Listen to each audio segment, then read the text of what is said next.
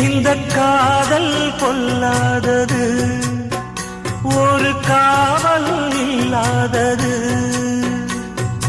ஊதக்காத்தில் வஞ்சி மாது ஒத்தையிலே வாடும் போது போர்வை போல பொத்தி அணைப்பே.